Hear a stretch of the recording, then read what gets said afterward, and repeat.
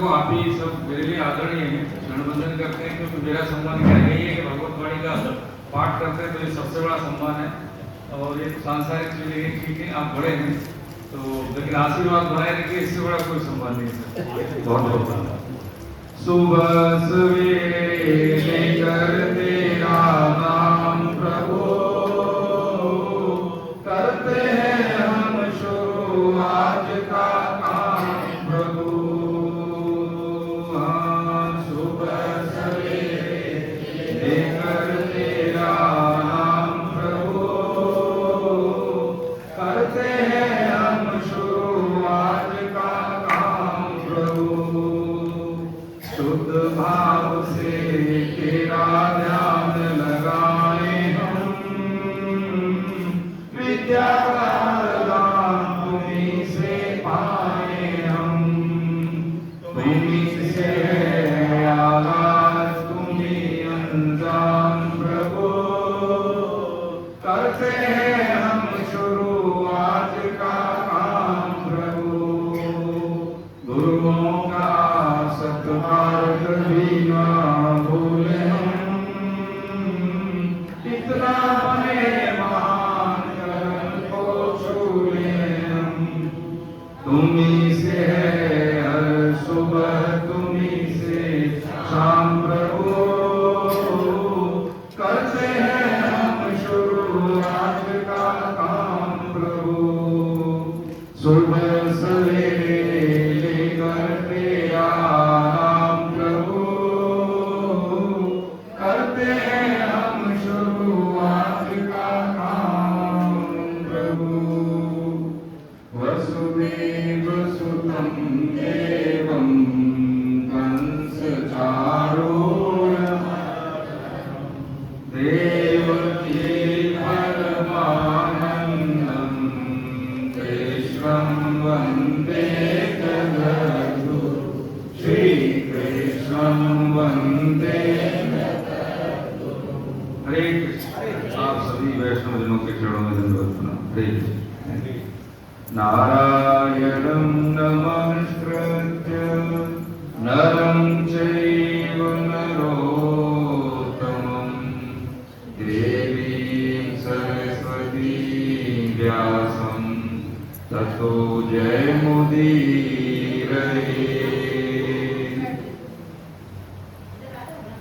हरे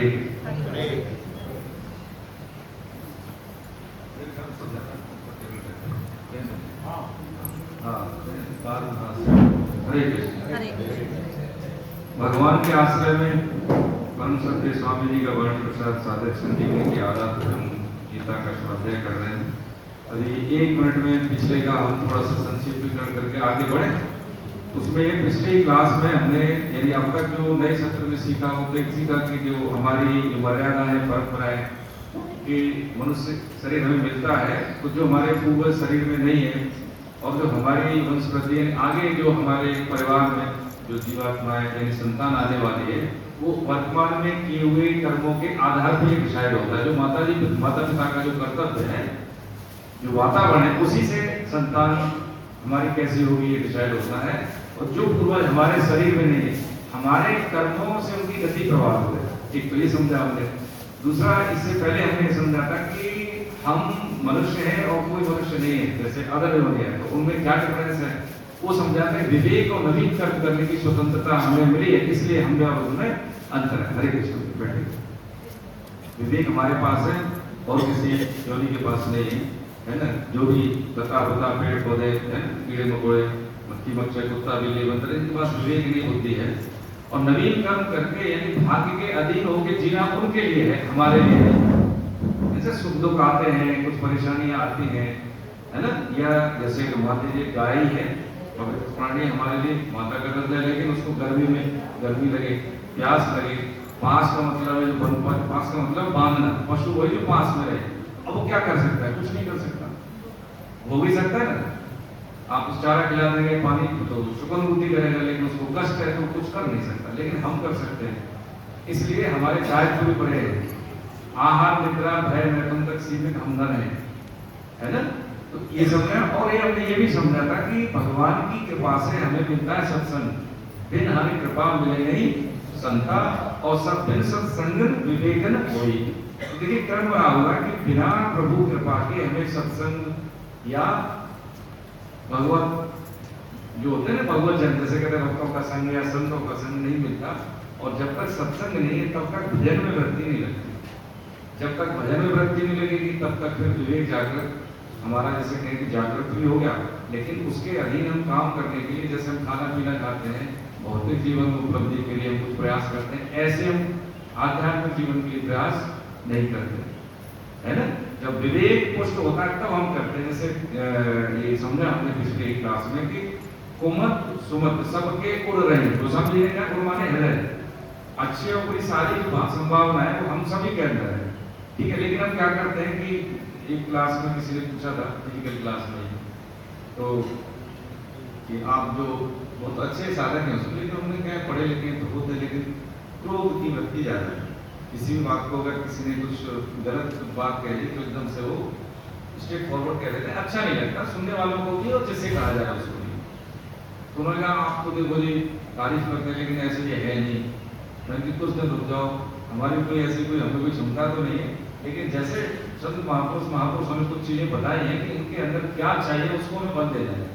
आप यकीन मानेंगे 15 यानी 2-2.5 हफ्ते के अंदर अंदर जो शिकायत करते थे उन्होंने कहा कि पहले से में बदलाव है। तो सुमत कुमत सबके ओर रहने का मतलब है हमें उस चीज को महत्व देना कि देखो बाबू जी आप बहुत अच्छा कह रहे हैं, ये आपने बहुत बढ़िया बोला, हमें उनकी बुराई पर ध्यान नहीं दिया, हमने उनकी अच्छाई पर ध्यान दिया कि आप अच्छा बोलते हैं, आपके अंदर वैल्यूएशन पावर अच्छी है, आपके अंदर मैनेजमेंट क्षमता अच्छी है, आप क्या व्यवहार करते हैं। धीरे धीरे क्या हुआ, जो सुमति थी, जो अच्छी संपत्ति थी उनकी वो उजागर होने लगी, वो पुष्ट होने लगी, और जो बुरी संपत्ति जिसको हम बुराई कह रहे थे वो धीरे धीरे कम हो गई। इस सबके अंदर क्षमता है, हम सबके अंदर क्षमता है कि दोनों के अंदर, हर व्यक्ति के अंदर दोनों चीजें, लेकिन जिसको महत्व बुद्धि देते हैं वही उसकी पुष्ट हो जाती है। जहां सुमति वहां संपत्ति दाना, धारे को समझ आगे, जहां पर सुमति का ज्यादा वर्चस्व है, संपत्ति दाना यानी हर प्रकार का ऐश्वर्य घर में रहेगा ही, परिवार में रहेगा ही है। और जहां विपद, जहां कुमत वहां विपत्ति नहीं दाना। जहां पे कुमति का मतलब है जैसे हम तर्क करें, कोई चीज के लिए एडवोकेसी करें, अरे कुछ नहीं होता है, ये सब किताबों की बात है, ग्रंथों को सामान्य बुक की तरह लेके और तदनुकूल आचरण करते हैं, तो वहां पे कभी भी माता लक्ष्मी कहें या किसी में भागवत के वातावरण कहें या कहें कि छोटे बड़े का आदर सम्मान के कभी रहता नहीं उस पर ना। तो ये चीजें हमने समझी पिछली क्लास में। अब गीता से हमारी अपेक्षा क्या है? गीता से हमारी अपेक्षा ये है कि पहले जिस हम घर में रहते हैं, पति पत्नी बच्चे माता पिता समाज में रहते हैं, उस समाज में इसका उपयोग क्या है ये हमें समझना है, ठीक है। अब यहाँ से अध्याय 2 की शुरुआत होगी। अध्याय 2 की शुरुआत से एक हम प्रसंग समझ लेते हैं कि जैसे आप सबने पढ़ा होगा चंद्रगुप्त मौर्य, ठीक है। चंद्रगुप्त मौर्य का जैसे शायद पुराने साथ जानते होंगे कि जब चाणक्य घनानंद थे नंदवंश के शासक, अब ये समझ रहे हैं, शांत हो, इसे रेट करके पकड़ के चले नहीं तो फिर भटक जाएंगे, कि जब चंद्रगुप्त मौर्य एक ऐसे किशोर अवस्था में था और घनानंद ने चाणक्य के पूरे राष्ट्र को एकीकृत इंटीग्रेटेड एक अखंड भारत बनाना चाह रहे थे, तो वो राजा उपयुक्त नहीं था। उन्होंने कहा हम तुम्हारा विनाश करेंगे, संक्षेप में समझ रहे हैं। तो उन्होंने तैयार किया चंद्रगुप्त मौर्य को, ऐसे ही ग्वालियर के रूप में था, लेकिन उसकी कुछ क्षमताएं थी कि उन्होंने चूज किया। एक था उदयन, नहीं उदयन तो नाम भूल रहा हूँ उसका, मैं उदयन नहीं था, किसी को पता है किसी को पता है, नाम भूल रहा हूँ उसका, नाम भूल रहा हूँ, तैयार हो जाएगा। 2 बच्चे थे, दोनों को उन्होंने तैयार किया, ठीक है। युद्ध नीति, ठीक है, कूटनीति, राज समाज की जो भी परिवेश की जो तत्कालीन परिवेश की जो क्षमताओं से है ना, उनको अभिभूत कराया। और एक समय के बाद जब दोनों बराबर हो गए तो उन्हें डिसीजन नहीं ले पाए चाणक्य कि किसको मैं आगे लीड कराऊं।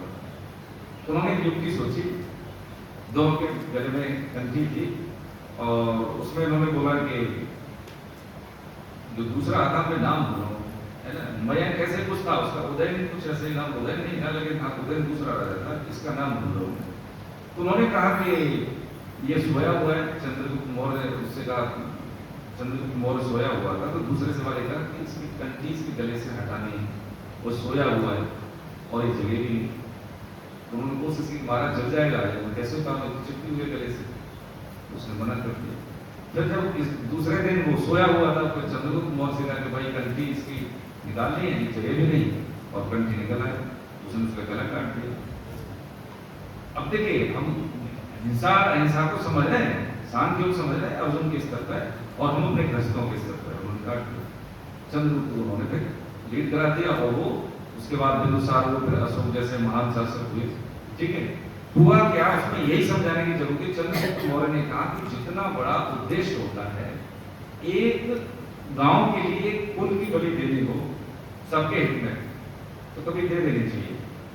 धृतराष्ट्र को विदुर ने यही समझाया था कि ये आपका जो पुत्र है बड़े वाला, जब ये किशोर से थोड़े से बड़े हुए कि आप इसको हटा देंगे ना तो सब बच जाओगे। विदुर ने कहा, विदुर नहीं माना।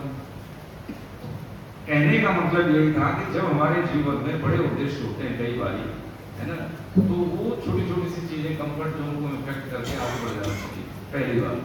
दूसरी बात आगे बढ़ना है कि जब बिंदुसार का उसका पुत्र हुआ, सो 261 ईसा पूर्व ईस्वी से 261 कलिंग युद्ध हुआ, वो सबको पता है। उन्होंने कहा कि मैं कभी हिंसा नहीं करूंगा, लड़ाई नहीं करूंगा।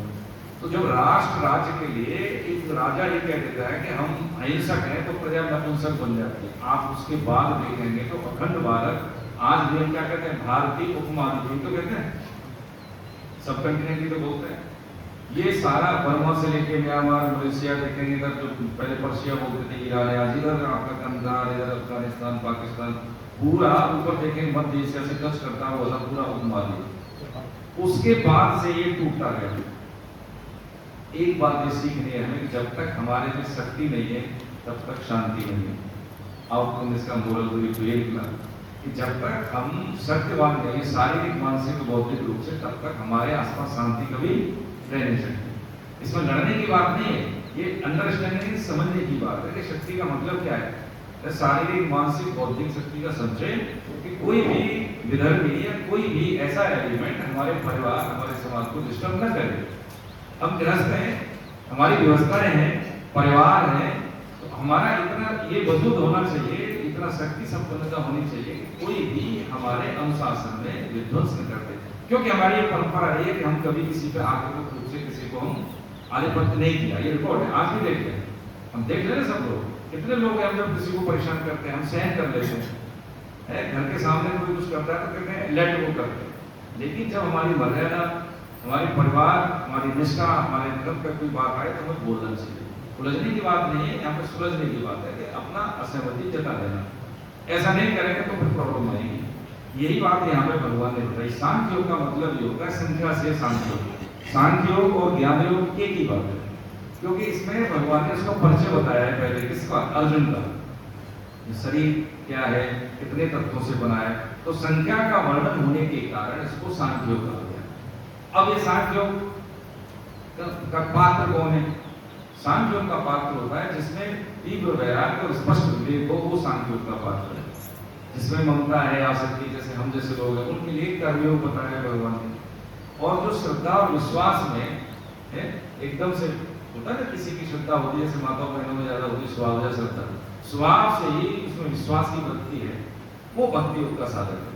ठीक है, अब यहाँ पे इस अध्याय में देखिए 72 श्लोक है, पीछे पूरा एक अध्याय अर्जुन ने कृष्ण को सुनाया है, ताने भी दिए, अरे अब कैसे हमारे मित्रों, कैसे सखाओ भाई, कैसे आपने सम्मति दे दी, तो हमारे लोग हैं अपने, हमारी समझ में नहीं है, हम गलत कर रहे थे, लेकिन आप तो सही थे, आप हमें सही राय देते, तो तब लड़ाई के लिए आपने, आप समझ रहे ना चीजें। जो आताताई भी कह रहा है गौरवों को, आताताई का मतलब हमने समझा क्या है? आताताई का मतलब है, अच्छा संजय जी बहुत बहुत बंदा दी बड़ा मतलब।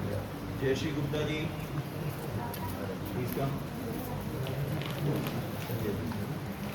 प्रणाम भैया, बहुत बहुत धन्यवाद। तारा तिवारी जी हैं, अर्चना सिंह जी हैं,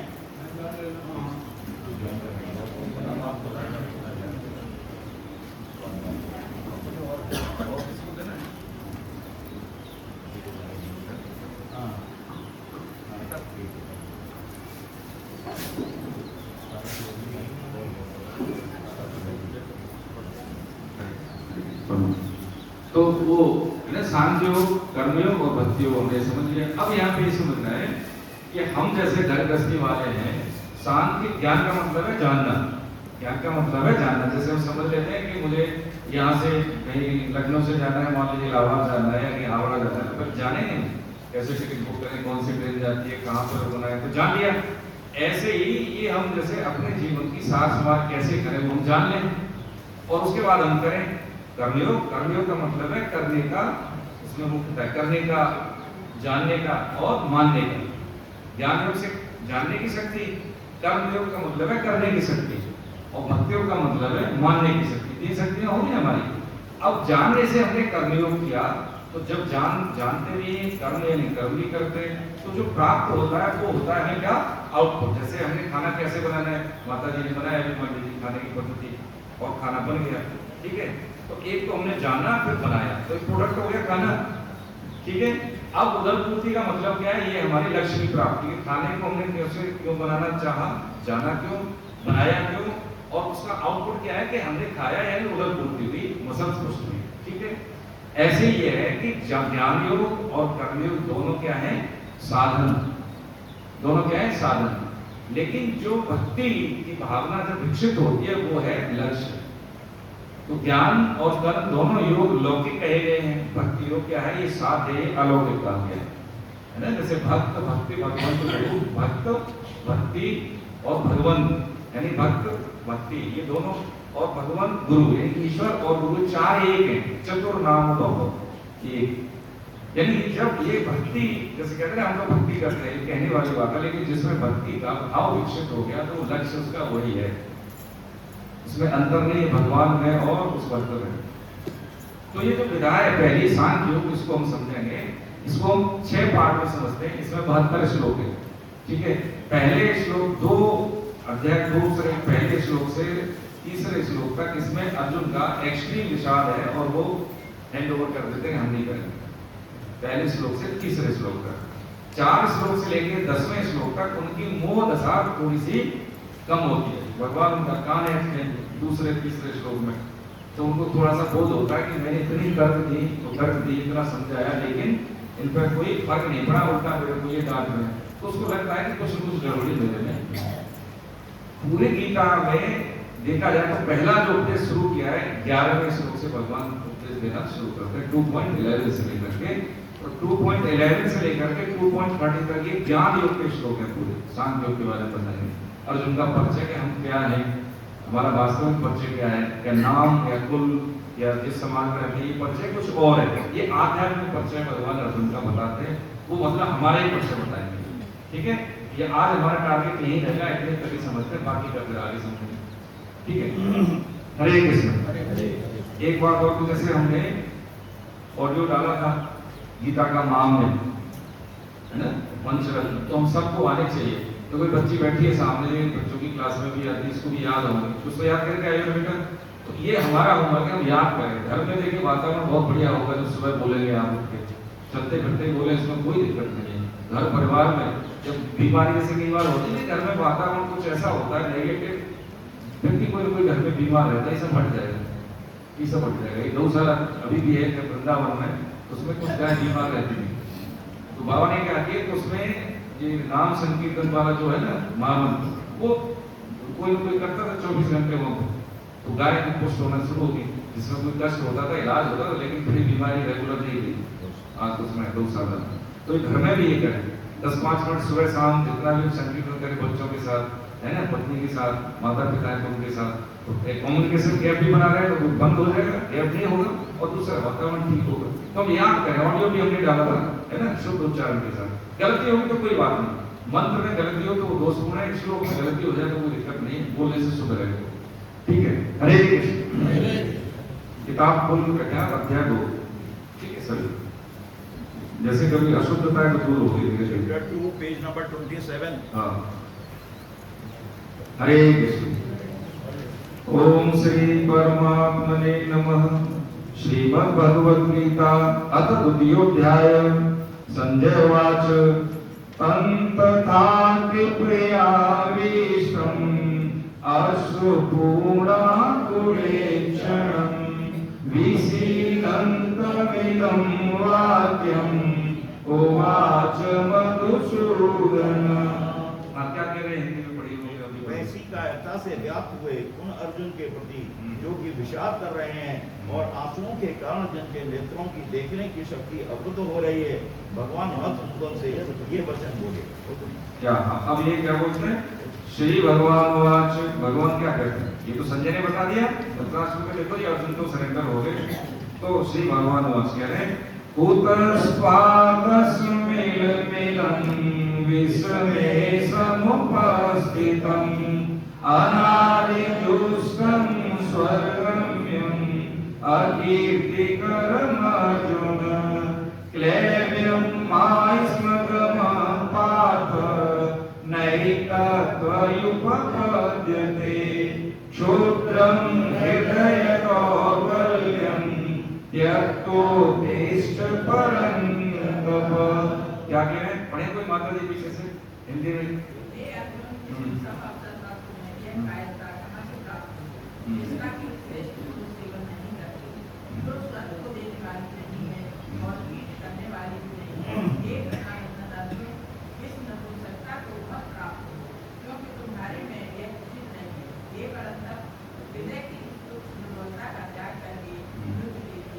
हाँ, ये ऐसे कह दिया उन्होंने। तो इसमें क्या कहा कि इसमें 3 शब्द बोले। एक तो बोला कि अनादि दुष्टम, दूसरा बोला स्वर्गम्यम, तीसरा बोला कीर्ति कर्म। उन्होंने कहा कि सृष्टि में 3 तरह के लोग होते हैं जो सभी सृष्टि के 8 तरह से भोग होते हैं। 8 भोग कैसे? जितना भी हमारे पास सुख सुविधा है वो 8 में ही समाहित होते हैं। शब्द, रूप, रस, गंध और स्पर्श, ठीक है। और मान, बढ़ाई, आराम, 8 हो गए। इन्हीं में पूरे सृष्टि के भोग आ जाते हैं, सब आ गए। और एक कितने प्रकार के लोग हैं? 3 तरह के होते हैं। कौन कौन से? अनाद दुष्टम यानी विचारवान लोग। वो कैसे कि वो अपने विवेक का ठीक दिशा में उपयोग करते हैं कि मुझे क्या करना है क्या नहीं करना है। विवेकवान होते हैं जो जानते हैं मुझे क्या करना है क्या नहीं करना है। अभी तो तुम्हारा एक तो विवेक नहीं है।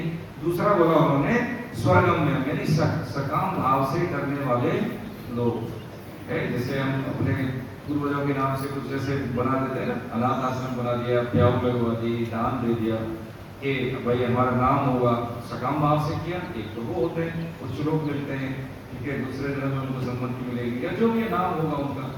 एक होता है संसार में रह के कीर्ति हो उनका। जैसे हम इलेक्शन में खड़ा होना है, वोट के लिए कुछ ऐसे काम करा दिए, कुछ दान देते हैं तो हमारा नाम हो। जैसे अली बाबू ने लिफाफा बंद करके बच्चों की बन गई संस्कारशाला के लिए। तो कुछ ऐसे तबके से हम बच्चे लाते हैं वहाँ पे कि आप तो भाई सब समृद्ध है, कोई दिक्कत नहीं। जैसे सरकार ने कानून बनाया और एक तबका ऐसा है कि वो पढ़ता लिखता नहीं है, उसको अवेयर नहीं है, तो उसके लिए उस कानून की क्या महत्व है? देख रहे हैं ना, है ना, प्रचार बढ़ रहे हैं, कुछ ऐसे समाज में विकृतियां हैं, लेकिन क्योंकि वो लोग उससे कटे हुए हैं, मुख्य धारा में नहीं।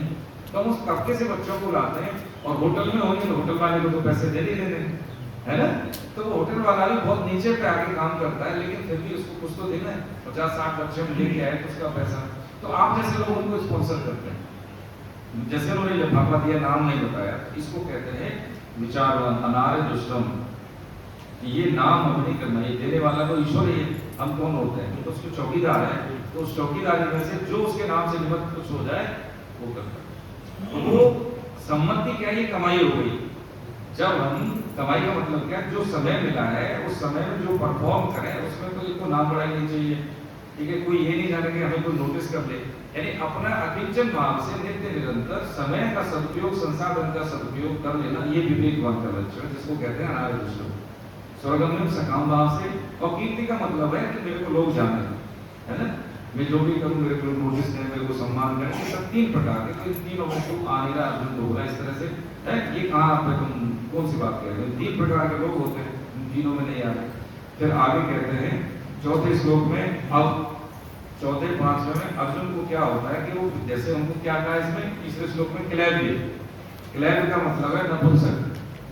अब कोई अर्जुन जैसे महारथी को नपुंसक कह दे, भगवान की रेवड़ी चीर फाड़ दे, हाँ, तो उनको बिल आ गए। तो 4था और 5वां श्लोक अर्जुन बोलते हैं, देखिए क्या कह रहे हैं, वो ताना दे रहे हैं कृष्ण को। अर्जुन वाच कथम भीष्मं संख्ये द्रोणं च मधुसूदन इषुभिः प्रतियोत्स्यामि पूजा भावनि सूदन। और कह रहे हैं 5वें में गुरु नहत्वा हिमानुभावान् श्रेयो भोगं वैक्षमपीयलोके हत्वा कामास्तु गुरुर्न्यैव भुञ्जीय भोगान् रुचिरे प्रदीप्तान्। देखिए इसमें लय दूसरी थी, अभी तक लय दूसरी थी, तो जो हर श्लोक ज्यादातर 32 मात्राओं में है, इसमें देखेंगे मात्राएं 11 है, यानी इसमें ज्यादा मात्रा है, थोड़ा सा इसकी लय बदल गई। उसको कहते हैं अनुश्रुत छंद, जो जैसे पहला श्लोक है, दूसरा श्लोक है, ये अनुश्रुत छंद। ये जो है अनुश्रुत छंद है, अनुश्रुत छंद है, इसको उपजाति श्लोक बोलते हैं। ठीक है, समझ लेंगे व्याकरण थोड़ा कभी।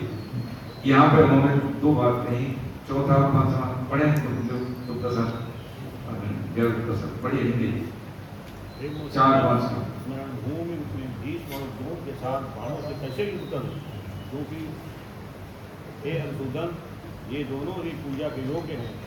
महान भाव भूजनों को न मारकर इस भोग में मैं भिक्षा का अन्न खाना भी शेष समझता हूँ, क्योंकि भूजनों को मारकर यहाँ रथ से सने हुए तथा धन की कामना की मुक्ता वाले भागों को ही तो उन्होंने ये कहा ये मधुसूदन संबोधन देंगे और अरिशूदन। जैसे पाक का मतलब है कि वो राजा टट्टू की प्रथा थी, कुंती का दूसरा नाम प्रथा था, इसलिए पाक कहते थे, है ना। और इसमें दूसरे और तीसरे श्लोक में उन्होंने क्या कहा, पाक था और कौन थे, कुंती जी ने। आप जैसे पुराने साधक आप सब जानते हैं कि सृष्टि में जैसा वरदान कुंती ने मांगा था ऐसा आज तक किसी ने नहीं मांगा, ना पहले ना उनके बाद में, आज भी किसी ने नहीं ऐसा मांगा। तो महाभारत युद्ध होने के बाद जब जा रहे थे कृष्ण, तो उन्होंने कहा बुआ तू तो सब जानती है, जो मांगना है मांग ले। उन्होंने कैसे स्पष्ट बोला कि तू तो सब जानती है, हम कौन है कैसे, उस मांगना है तो मांग ले बुआ। तो उन्होंने कहा कि कृष्ण हम देगा, हम तो मांगे कहा, तुम्हें कष्ट दे, कष्ट दे सकता है, हमने देखा है, जब वो कष्ट में होकर तेरा साथ होता है, पूजा ऐसा मांगा उन्होंने। ठीक है, इसलिए उन्होंने कहा कौनते, कौनते का मतलब है तो ऐसी भक्ता का आदमी है, बेटा है, ऐसी बातें करता है। पाठ का मतलब क्षत्राणी का है, तो हर संबोधन के पीछे बिटवीन द लाइंस कुछ उसमें भाव है ना। ऐसे ही अपने ताना दिया किसने, अर्जुन ने अरिशूदन, अरे का मतलब है दुश्मन, सूदन मतलब नाश करने वाला, दुश्मनों का नाश करने वाला। मधुसूदन, मधु राक्षस का वर्णन बहुत किया था, तो मधुसूदन। आप लोगों को समझ में नहीं आ रहा, आपने राक्षसों को मारा, ठीक है, दुश्मनों को मारा, मेरे सामने कौन करे, ऐसी बात कर रहे हो, मेरे गुरु है द्रोणाचार्य है, पिता में बीच में, इस तरह से उन्होंने उनको ताना दिया। ये जब बात कहने के बाद में अब ये 6वें श्लोक में बोल रहे हैं, 6वें श्लोक में क्या बोल रहे हैं, हाँ ये वही अनुष्टुप छंद नहीं है, 6वां श्लोक है। न चैत्वविदर्कतरन्नो गरीयो यत्वा जयेमयदिवानो जयेयो यामेव हत्वा जीविषाम एव स्थिता प्रमुखे धार्तराष्ट्रा। कह रहे हैं 6वां श्लोक पढ़िए। हम ये नहीं जानते कि हम लोगों के लिए युद्ध करना और न करना, इन दोनों में से कौन सा अत्यंत श्रेष्ठ है, अथवा हम उन्हें जीतेंगे या वे हमें जीतेंगे। जिनको मारकर हम जीना भी नहीं चाहते, वे ही धृतराष्ट्र के संबंधी हमारे सामने खड़े हैं। बस इसमें ये कहा कि अब ड्यूटी ऑफ कॉन्फ्लिक्ट जिसको कहते हैं कि हम अपने कर्तव्य का निर्णय न कर पाए, ऐसा ही तो कहा उन्होंने, हमें पता तो है नहीं क्या करें क्यों करें। अब यहाँ पे बात समझने की ये है कि जब हम किसी को विषाद से निकालें या हम खुद निकलें, तो उसमें 2 चीजें ध्यान रखने की। एक तो ये कि मैं समर्थ नहीं हो पा रहा हूँ, तो मैं जिस पर समर्थ हूँ उस पर विश्वास करना पहला, और दूसरा है कि यदि मेरी बात, मेरे में उनकी बात समझ में ना आए, तब भी ये बात स्वीकार कर लेना, हो सकता है मेरी करनी हो, लेकिन बात ये ठीक है। अगर ये 2 एलिमेंट नहीं तो कोई कितना ही हमें समझाए, हमें कोई फर्क पड़ने वाला नहीं है। अब यहाँ पे उनकी तंद्रा टूटी, जब कान है ठीक कृष्ण ने, अब देखिए पूरा 47 श्लोक बोले उन्होंने पहले अध्याय में, यहाँ पे भी वो वही जगह कर रहे हैं। लेकिन अब 7वें श्लोक में ये है कृपा योग, यहाँ कृपा है कि उनको जब लगा कि इनकी बात मेरे समझ में नहीं आ रही, लेकिन ये कल्याणकारी बात करते हैं, मेरे हित से है। हो सकता है पिताजी की बात मेरी समझ में नहीं आ रही, गुरुजनों की नहीं आ रही, लेकिन कोई तो कोई कभी मेरे में है, तभी ये इसका अनुमोदन नहीं कर रहे, नहीं तो मेरे साथ हमेशा साथ में रहे, मेरे को कभी इन्होंने मना नहीं किया। ये बात हमारे दैनिक जीवन में होती है। तो कभी ठहर के सुलझ के इस बात को स्वीकार कर ले, अपना एवोल्यूशन करें कि हो सकता है मेरे में कोई कमी हो।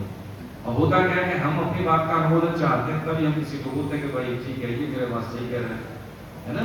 तो यहाँ पर 7वें श्लोक में क्या बोलते हैं, अब ये देखिए, कार्पण्य दोषोपहत स्वभाव प्रक्षाम त्वां धर्म सम्मूढचेता यश्रेयसानिश्चितं ब्रूहितं मे शिष्यस्तेऽहं साधिमां त्वां प्रपन्नं न हिं प्रपश्यामि ममापुनाद्य यच्छोकमुक्षोषणमिन्द्रियाणाम् अवाप्य भूमावसतक्रमग्नं साध्यं सुराणामपि चाधिपत्यम्।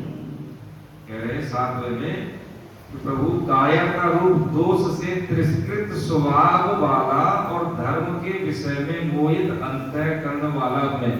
आगे बढ़, काया का रूप दोष से तिरस्कृत, यानी काया का रूप दोष मेरे में आ गया है। और कैसे आगे कि धर्म के विषय में मोहित, मोह का मतलब होता है क्या कि धर्म के विषय में क्या सही है क्या गलत है ये मेरे को पता नहीं है, ऐसा मेरा अंतःकरण हो गया है।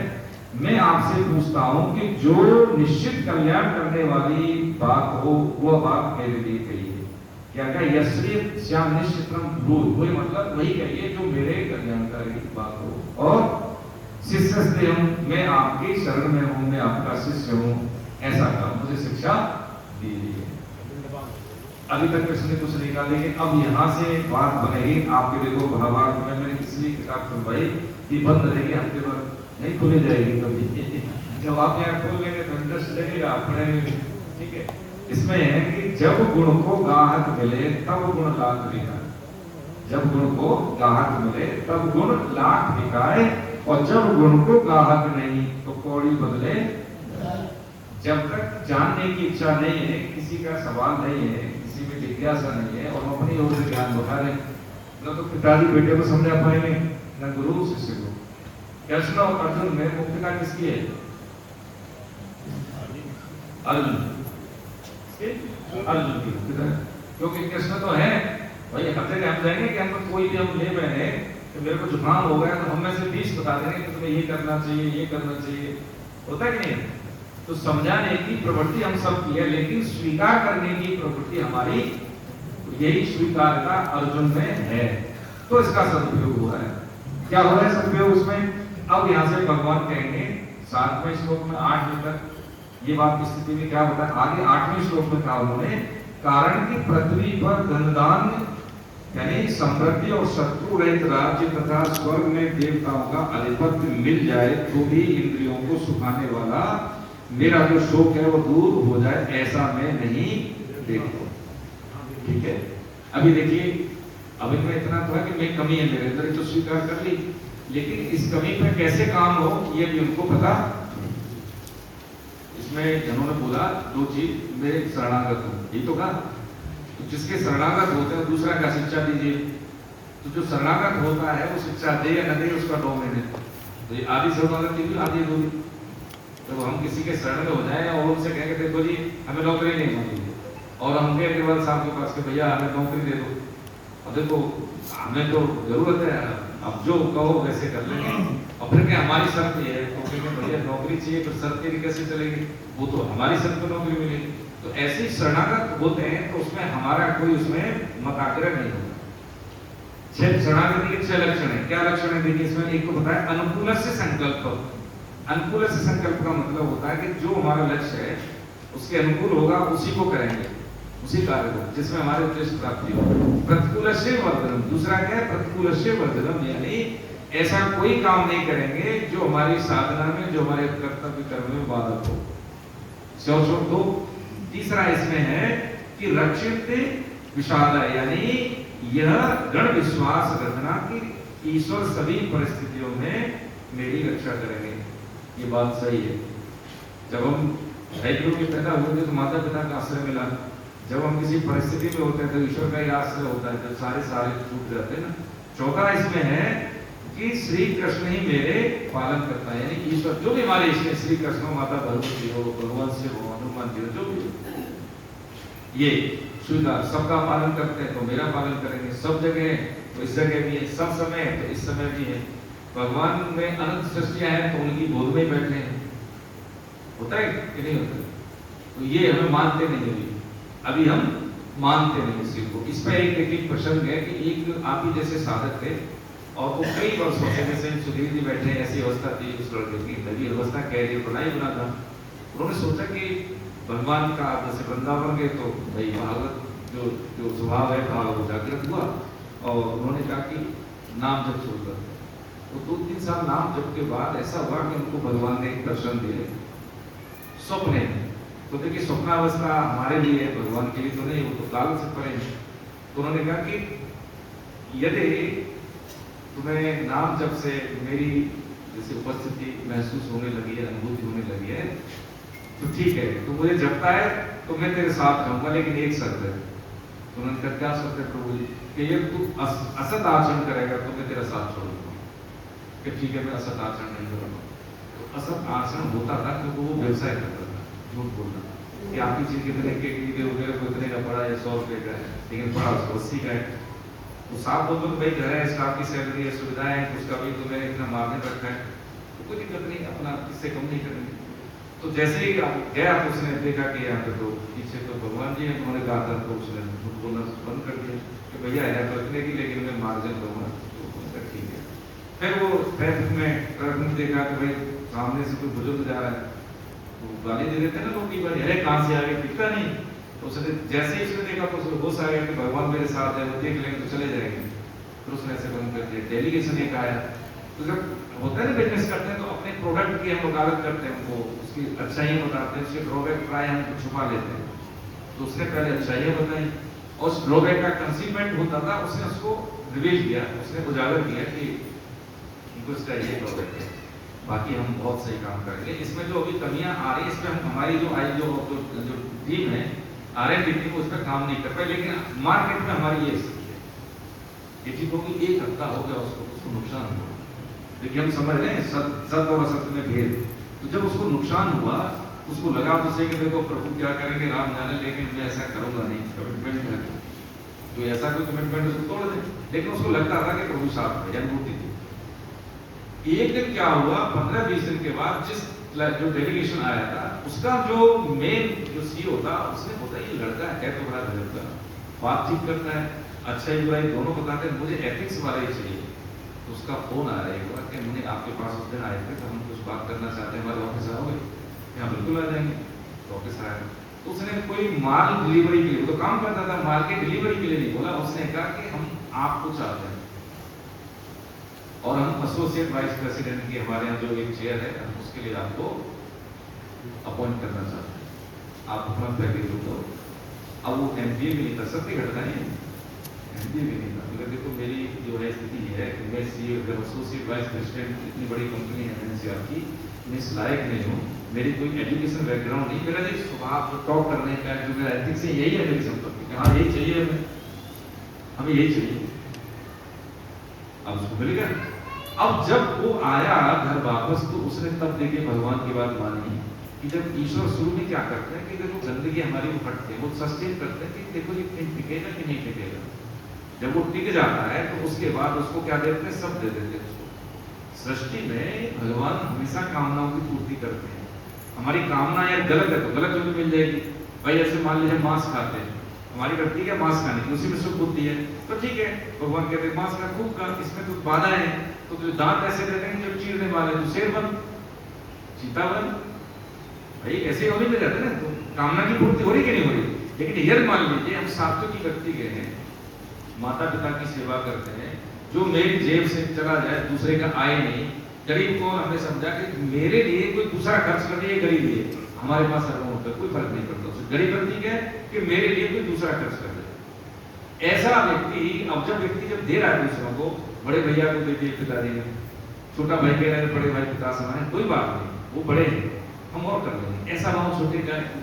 बड़े का ऐसा भाव है कि छोटा भाई मेरे पुत्र के समान है, पिताजी मेरे साथ है, कोई बात नहीं, दे दे, कोई फर्क नहीं पड़ता।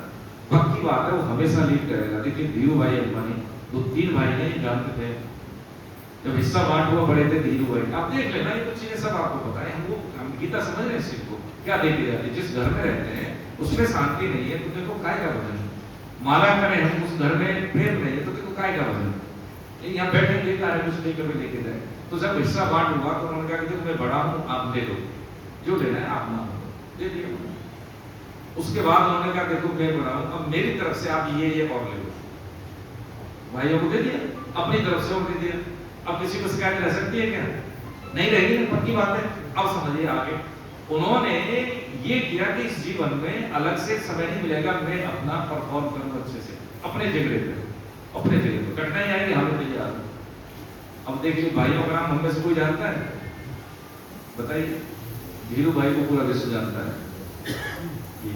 कि यदि हमें अपना कमिटमेंट, कोई भी व्यक्ति, न मां, न पिता, न गुरु, न समाज ये नहीं कहेगा कि तुम्हें शहीद होना है, देश के लिए करना है कुछ, तुमको मेहनत करनी है, तुमको सुबह 3 बजे जगना है, कोई माँ बाप नहीं कहता, कोई गुरु नहीं कहता। ये हमारे कमिटमेंट होता है, हमारे डिसीजन होता है कि मैं अपने आप से चाहता क्या। भगवान जैसा कोई गुरु मिल गया तो ठीक है, कान है ठीक है, लेकिन आज हम कितनी बात सुन रहे हैं, हमारे विपरीत कर दिया तो हम मुकर हो जाएंगे कि भैया ने मुझे डांट दिया, मेरी यहाँ पे आने मिलाई। अब ये बात अलग है कि मेरे हित में बोला, लेकिन मैं नमस्ते भी नहीं करूँ तुम्हारा से, ये कभी हमारी होती है। जो हमें ठीक करना चाहते हैं उनके पीछे हम पीठ करके खड़े होते हैं। ये स्थिति है। यहां हम समझ रहे थे क्या 7वां 8वां श्लोक कि जब उन्होंने ये कहा कि मैं इन सबको, एक तो मैं ड्यूटी ऑफ कंपनी मैं नहीं देख रहा हूँ जीतेंगे कि हारेंगे, लेकिन हम अच्छा नहीं देख रहे, यहाँ हम अच्छा नहीं देख रहे। संजय इस बात को धृतराष्ट्र को कहते हैं कि प्रभु हे शत्रुतापन धृतराष्ट्र, शत्रुतापन का मतलब एक पर कहा ना कि शत्रु धृतराष्ट्र बहुत बलशाली थे, ऐसा नहीं है। जब भीम को देख लिया ना कि जब कह रहे कि भीम को बहुत झगड़ा शुरू कर देते, कृष्ण जानते थे इसलिए उनको प्रतिमा उसकी पकड़ा, बहुत शक्तिशाली से वो जो धृतराष्ट्र। तो उन्होंने कहा ऐसी स्थिति में आके अर्जुन तो देखो जी बैठ गए, अब भगवान यहाँ से खेलते हैं पूरा। उन्होंने सरेंडर कर दिया, आधा दूर सरेंडर किया अर्जुन को, लेकिन सरेंडर कर दिया तो मैं पूरा गोद में बैठा दिया। अब वहां क्या कह रहे हैं, यहाँ से गीता जो यहाँ से शुरू होकर 2.11 से अभी तक तो पृष्ठभूमि थी कि गीता हमारे जीवन में क्या देने वाली है, और उसको जब हम पढ़ें किसी चीज को, ग्रंथ को अध्ययन करें तो मैं अपने लिए कैसे समझूं, ये मेरे लिए कैसे उपयोगी है कि हम योगी बने, उससे पहले है कि हम उपयोगी बने। देखिए ये कल भागवत में मैं गया था, आचार्य जी बोल रहे थे है ना, आए आदरणीय मिश्रा जी बैठे हैं अभी तो देखे थे। हाँ, उन्होंने बहुत अच्छी बात कही जो वैसे है, उन्होंने कहा कि कोई भी अगर योगी, जैसे हम कह रहे भोगी व्यक्ति और योगी बनना चाहे तो वो योगी नहीं बनेगा, रोगी बन जाएगा। बहुत अच्छी बात थी उनकी। इसलिए संसार में हमें सोने जागने का तरीका नहीं पता है, खाने पीने की पद्धति नहीं पता है, और शौचाचार नहीं पता है, और हम कार्य करें योगी वाले, जैसे लगातार हम नहीं बैठ सकते पद्मासन में, लेकिन जो पहले काम कर चुका है वो बैठ जाएगा, यानी अपनी रहनी करनी 7 वर्ष की, ठीक है, 6 घंटे 7 घंटे बैठ जाएगा जमीन पे। तो उसके लिए उन्होंने बताया कि जब वो भोगी व्यक्ति है तो योगी से पहले क्या बने, वो सत्संग अटेंड करे। तो पहले तो गंदगी उसकी दूर होगी, तो शरीर में वो क्षमता विकसित होगी कि वो लगातार बैठ भी सकता है, सुन भी सकता है। अगर मान लो उपवास भी रखेगा तो उसका शरीर सस्टेन करेगा, उसको कमी नहीं आएगी। जैसे मान लो एकादशी हमने कभी नहीं, अचानक एकादशी रख दी है ना, निर्जला तो दिक्कत हो जाएगी, क्योंकि उसमें आत्मिक बल नहीं है, उसमें विवेक जागृत नहीं है।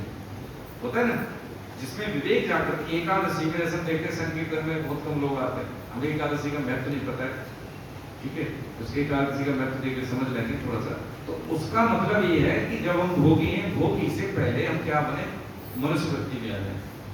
भोगी क्या होता है भाई, लता पता पेड़ पौधे कुत्ते बिल्ली बंदर यही तो है, लेकिन अब इसमें हम क्या करें, पहले सत्संग अटेंड करके हम पहले अपना विवेक जागृत कर लें कि मुझे क्या करना है और क्यों करना है, और इस पद्धति क्या है, करने की क्या पद्धति है जीवन जीने की। तो उससे क्या है कि जो भोगी है वो योगी में कन्वर्ट होगा, फिर वो रोगी नहीं बनेगा। ठीक है, आप अब 11वें श्लोक से कह रहे हैं, हरे कृष्ण बेटे, हाँ बताओ कुछ कहना चाह रहे हैं, बैठ जाओ। 11वां पढ़िए, हमारे साथ पढ़िए 11वां श्लोक। श्री भगवान वाच अशोच्यान शोचस्त्वं प्रज्ञावादांश भाषसे गताशून गताशूष नानुशोचन्ति पंडिता न त्वेवाहं जातु नासम् त्वं मे जनाधिपा न चैव न भविष्यामः सर्वे वयमतः परम्। कह रहे हैं, पढ़िए वो 11 श्लोक। तुमने शोक न करने योग का शोक किया है और विद्वत्ता पंडिताई की बातें कर रहे हो, परंतु जिनके प्राण चले गए हैं और जिनके प्राण नहीं गए हैं उनके लिए पंडित लोग शोक नहीं करते हैं। बहुत बढ़िया। देखिए इसमें क्या बताया उन्होंने, शोक न करने वाले का शोक क्या, यहाँ से परिचय बताया पहले कि शोक किस लिए कर रहे हैं। अब जैसे हम यहाँ बैठे हैं, हाँ जैसे हम बैठे हैं यहाँ मंदिर में बैठे हैं, तो मंदिर अजय घर में बैठे, मान लीजिए घर में बैठे हैं तो कहेंगे मेरा घर है, उसका मतलब मेरे घर थोड़ी हो, मेरा घर है। अब यहाँ से शुरू यात्रा करें कि ये शरीर मेरा है, हाथ मेरा, मेरा गाल, मेरा सिर, मेरे पैर, तो ये मेरा है, मैं नहीं हूँ। शरीर में जैसे सिर मेरा है तो मैं सिर थोड़ी हो गया, सिर मेरा है। अब थोड़ा और अंदर जाए सूक्ष्म में, मेरा मन, मेरी बुद्धि, तो मैं मन भी नहीं हूँ, मेरी बुद्धि है, बुद्धि मेरी है, मैं बुद्धि नहीं। और अंदर जाए कारण, कारण शरीर में होता है स्वभाव और संस्कार, कि मेरा स्वभाव, मेरे संस्कार, तो जो जो मेरा था वो मैं नहीं। यहाँ तक क्लियर हुआ? जैसे मेरा कुर्ता, मेरा शर्ट, तो जो मेरा है वो मैं नहीं हूँ, पर चंद्रे भगवान का। तो जो शरीर दिख रहा है स्थूल सूक्ष्म कारण, ये मैं, ये तू नहीं है, ऐसे बताया। क्या है तो कि जैसे हम घर में बैठे हैं, शरीर में जो तू है वो तू है, यानी जिसको कहा है जीवात्मा, शरीर। और शरीर क्या है? साधन है। जैसे खाना पीना, घर मकान, ये ऐसे ही शरीर भी, ये शरीर जब जीवात्मा जब इस शरीर में आई माता के गर्भ में, और जब ये छोड़ के जाएगी तब तक ये उसमें, जैसे घर में रहते ऐसे रह रहे हैं, जैसे कपड़े में हम पहने हुए कपड़े को, ऐसे ही जीवात्मा ने शरीर को पहना हुआ है। ठीक है? और जब से हमें, जब तक हम रहेंगे तब तक इस शरीर से काम करना है। अरे भाई इस कपड़े, हमारे पास एक ही कपड़ा हो, है ना, और तब हमें दिक्कत होगी ना कि गंदा हो जाए, फट ना जाए, मेरे पास एक ही है। लेकिन श्रीवास्तव जी 15 जोड़ी पड़े ऐसे, उनको क्या फर्क पड़ेगा? ये शरीर हमारा, जब तक हम रहेंगे तब तक इससे काम चलाना है, इसलिए इसका स्वास्थ्य का ध्यान रखना बहुत जरूरी है, शौचाचार रखना बहुत जरूरी है, खान पीन इसका कैसा हो ये बहुत जरूरी है। नहीं तो फिर उम्र जनित बाध्यताएं हो जाएंगी। अभी तो दम है शरीर में, लेकिन पता लगा घुटने नहीं चल रहे। आपके आसपास ऐसे लोग हैं, अवस्था ज्यादा, लेकिन हमसे ज्यादा उम्र है, पोटेंशियल है शरीर की। तो ये क्या है कि हमारे सोने जगने की, हमारे महत्वपूर्ण, जैसे सोशल मीडिया को ज्यादा दे दिया, स्वाध्याय नहीं किया है, जैसे होता है ना टहलना, सुबह ब्रह्म मुहूर्त में सुबह वॉक करने नहीं गए, छोटी छोटी सी चीजें जो हमें अपनी आदत में शरीर कर लेनी चाहिए।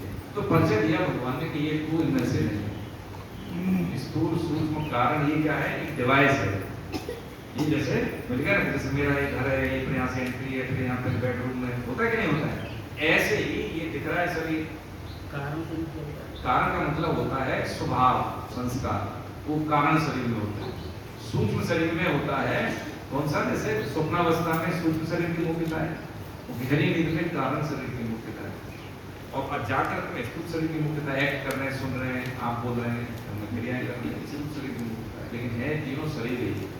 जब शरीर पूरा होता है तो स्थूल शरीर नहीं रहता है, उदान वायु के माध्यम से ये सिर निकल जाती है सूक्ष्म और कारण शरीर की, जो हमारे भाव के अनुसार हमें योनियों में भेज देते हैं भगवान। या तो हमारे कुछ लोग मिलेंगे देवियों में, या फिर लोग मिलेंगे, या मनुष्य शरीर में मिल जाती है ना। ये हमारे किए हुए कर्मों के आधार पर मिलता है। ठीक है? फिर भगवान ने यहाँ पे बताया 12वें श्लोक में, हमने पढ़ा इसमें 12, 13, 14, 15। तो ये जो पहला जो परिचय भगवान ने दिया कि फिर हम कौन है, हम वो जीवात्मा, जिसको कहते हैं जैसे परमात्मा, क्या हम समझ लें, आत्मा और जीवात्मा। परमात्मा के सागर, ठीक है, ठीक है, सागर में वायु विकार से तरंग उत्पन्न हुई, वो क्या हुई? जीवात्मा। यानी आत्मा परमात्मा का ही अंश है, लेकिन वो बुद्धि के कारण, कामनाओं के कारण विकार पैदा होने से हम जीवात्मा बन गए। ठीक है? अब ये जीवात्मा क्या है कि जब तरंग हमें समुद्र से अलग दिखती है, ठीक है, लेकिन है उसी का हिस्सा। अब उसको कैसे हम खत्म करें? खत्म करने का तरीका है कि उसको हवा का जो वेग है वो कम हो, तो अपने आप तरंग कम हो जाएगी, नहीं तो तरंग पैदा होती रहेगी ना वायु विकार से। ऐसे ही कि जब हम भोग बुद्धि हमारी नहीं रहती, स्वार्थ बुद्धि नहीं रहती, सर्वार्थ बुद्धि रहती है, तो करंटली जो मन की विकार है वो हमारे शमित हो जाते हैं, वो उठते नहीं, तो वही जीव शुद्ध होना शुरू हो जाता है उसमें।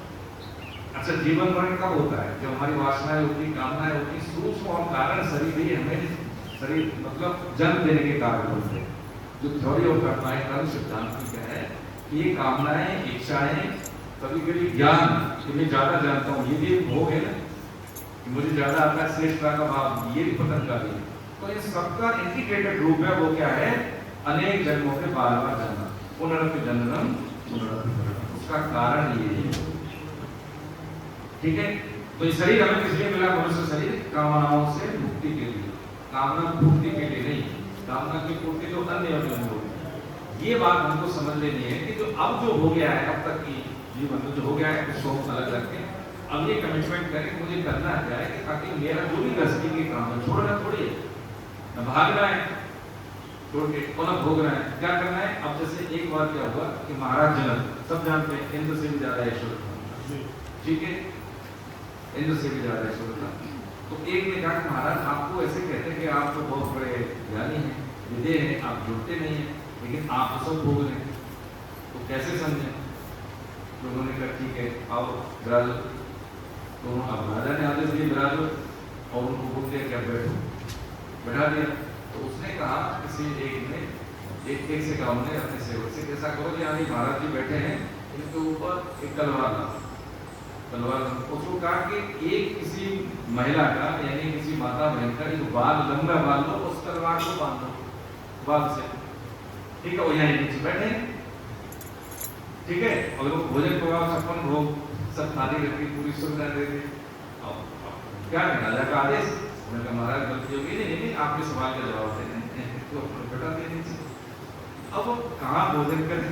इतनी भारी तलवार बाल से बनी हुई है, तो कभी भी गिर सकती है, बार बार देखें, बार बार ऐसे देखें जैसे गिर उसमें दाएं बाएं।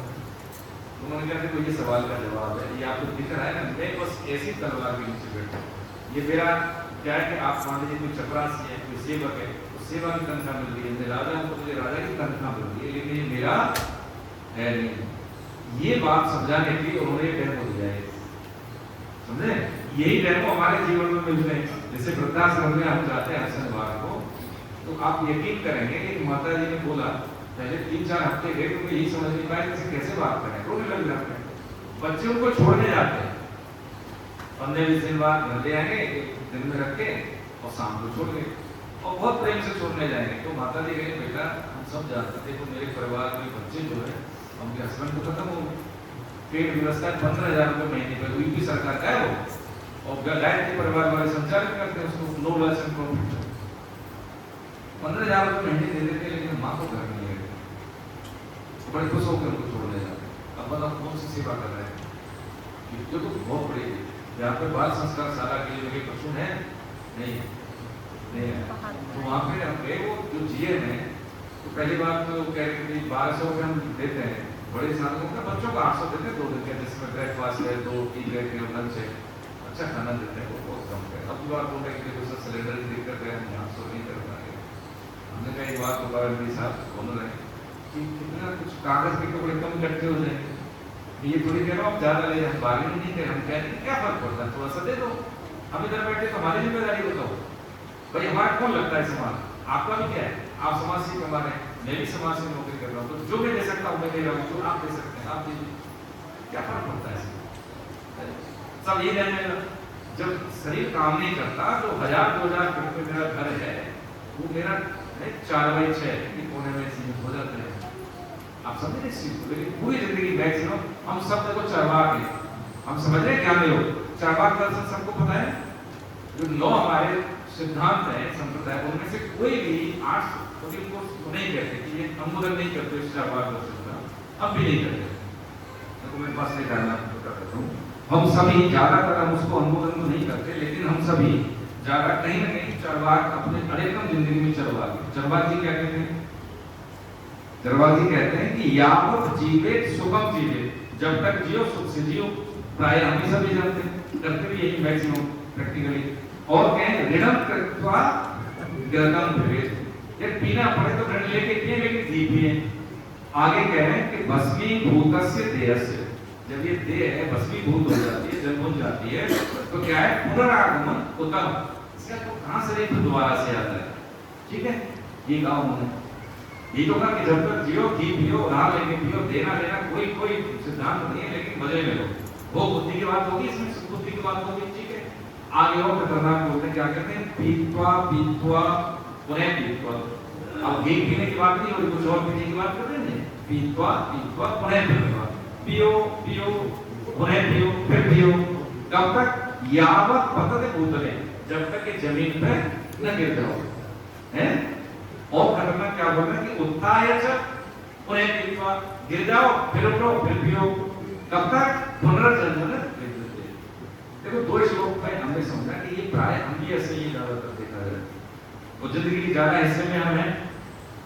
कौन ऐसा व्यक्ति है कि जब शहीद भगत सिंह, मैंने बताया था, अब याद आ गया तो बता दूं कि एक माता जी ने बोला उनको जेल में कि अरे वजमारे को तो लोकल भाषा में कहते थे ऐसे पागल इंसान, पागल थोड़ी प्यार में बोल देते हैं, अरे बेवकूफ ऐसे करके पंजाबी में बोला, मैं तो हिंदी बोल रहा हूँ कि तेरी उम्र के बताओ इश्क में, शादी विवाह में, प्रेम की बात कर, तू कहाँ इसमें पड़ गया।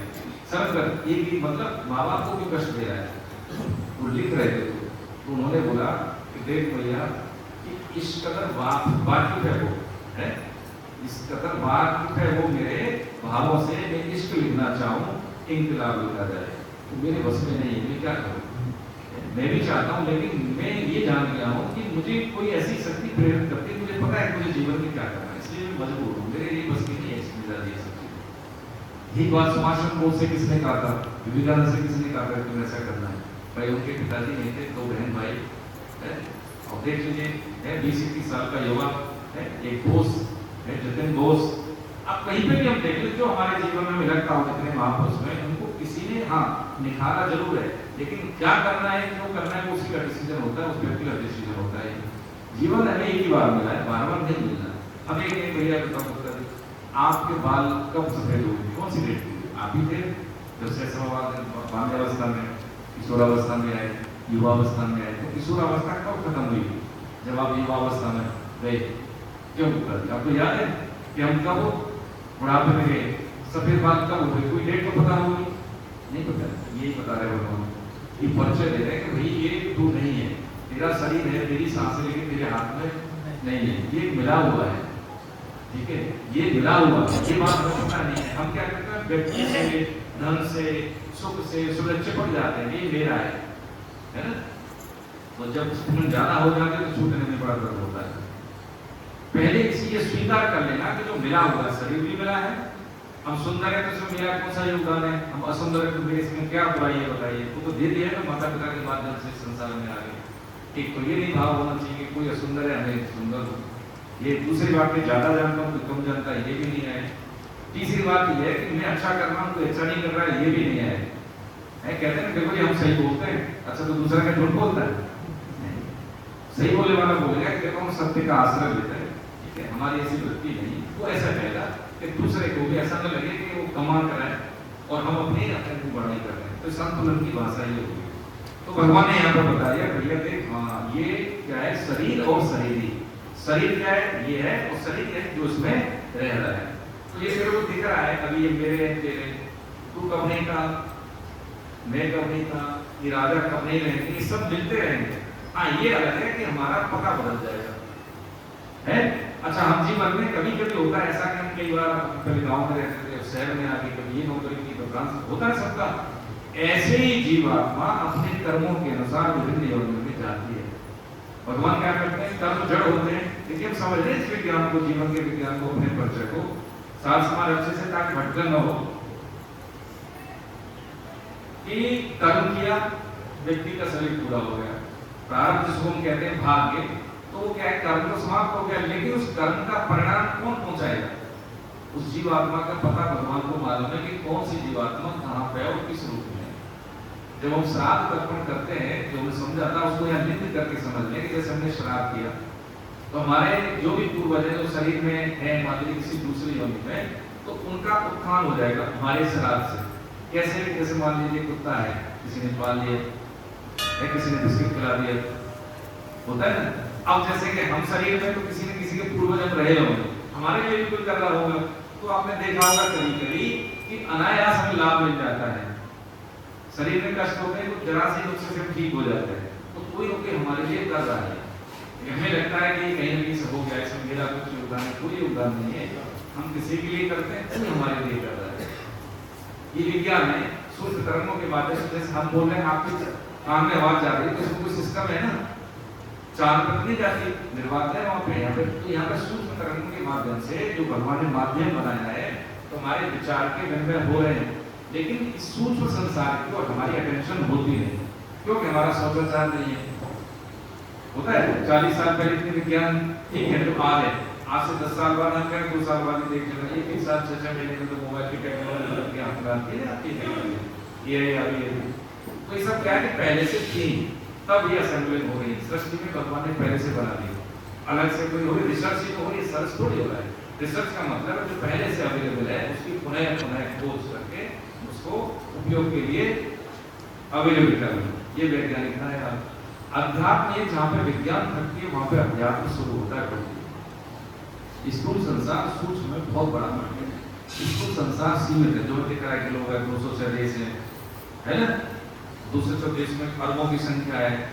अब इसमें क्या 224 भारत देश है, भारत में एक स्टेट है यूपी में इतने शहर है, उनमें एक लखनऊ इतना बड़ा शहर है, उसमें एक कृष्णानगर में एक ऐसा मोहल्ला, उसे बड़े मॉल में छोटा सा घर है, उस घर में ये कम है।